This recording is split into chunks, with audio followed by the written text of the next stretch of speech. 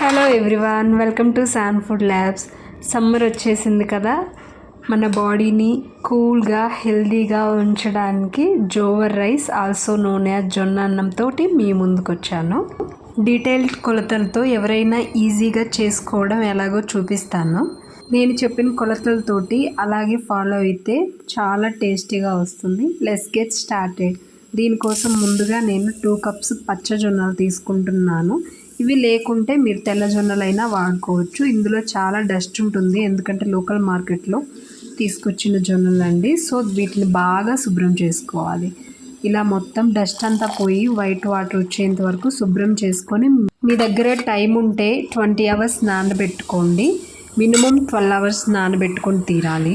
20 hours మన జొన్నలు చక్కగా నానిపోయినాయి. ఇప్పుడు వీటిలో కొంచెం కూడా వాటర్ లేకుండా డ్రైన్ ఆఫ్ చేసేసుకుందాం. ఇలా పొడిగా చేసేసుకుందాం. వీటిని మిక్సీ జార్లోకి ట్రాన్స్ఫర్ చేసుకొని వైల్ గ్రైండ్, మిక్సీని ఆపుతూ ఆన్ చేస్తూ కోర్స్ పౌడర్ లాగా గ్రైండ్ చేసుకోవాలి. పిండి ఇలా బరకగా గోధుమ రవ్వలాగా ఉండాలి. దీన్ని మనం ఫ్రిడ్జ్లో స్టోర్ చేసుకొని మనకు కావాల్సినప్పుడు వండుకోవచ్చు. ముందుగా ప్రెషర్ కుక్కర్ తీసుకొని ఒక 1 కప్పు జొన్న పిండికి 3 కప్పుల వాటర్ పోసుకోవాలండి.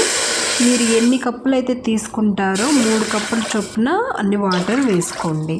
వాటర్ ఎక్కువ మరిగించుకోకుండా జస్ట్ వేడి చేసుకున్న తర్వాత ఇలా కొంచెం కొంచెం జొన్న పిండి వేసుకుంటూ ఉండలు రాకుండా కలుపుకోవాలి.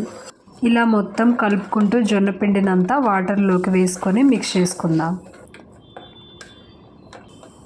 ఇక్కడ ఒక విషయం గుర్తుంచుకోవాలండి, వాటర్ ఎక్కువ మరిగించుకున్నామంటే జొన్నపిండి వేసేటప్పుడు ఉండలు కట్టేస్తాయి. ఇప్పుడు కొంచెం సాల్ట్, ఒక 1/2 టీ స్పూన్ సాల్ట్ వేసుకొని మిక్స్ చేసుకుందాం. వీటిని ఒక 3 to 4 మినిట్స్ ఇలా బాయిల్ చేసుకొని మూత పెట్టేసి 3 విజిల్స్ రానివ్వండి. ఈ రైస్లోకి నా పర్సనల్ ఫేవరెట్ చింతకాయ పచ్చడి చేయబోతున్నాను.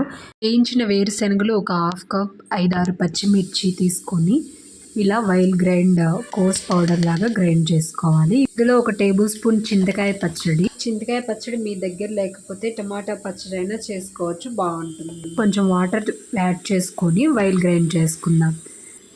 మన చింతకాయ పచ్చడి రెడీ అయిపోయింది. ఇందులో కొన్ని ఆనియన్స్ని వేసుకొని మిక్స్ చేసుకుందాం.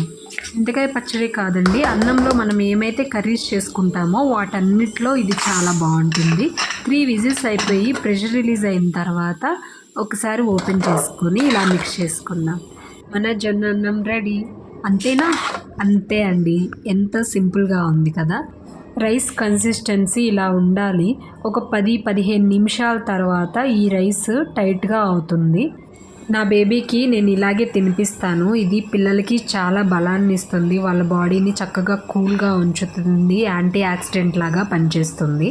15 మినిట్స్ తర్వాత రైస్ ఇలా గట్టిపడుతుంది. దీంట్లో నెయ్యి వేసుకొని మీరు ఏ కర్రీతో తిన్నా అద్భుతంగా ఉంటుంది. ఈ వీడియో మీకు నచ్చిందా? నచ్చినట్లయితే ఛానల్ని సబ్స్క్రైబ్ చేయండి, లైక్ చేయండి, షేర్ చేయండి, బెల్ ఐకాన్ని క్లిక్ చేయడం మర్చిపోకండి. మరో హెల్దీ రెసిపీతో మీ ముందుంటాను. Thank you. Stay blessed. Bye bye.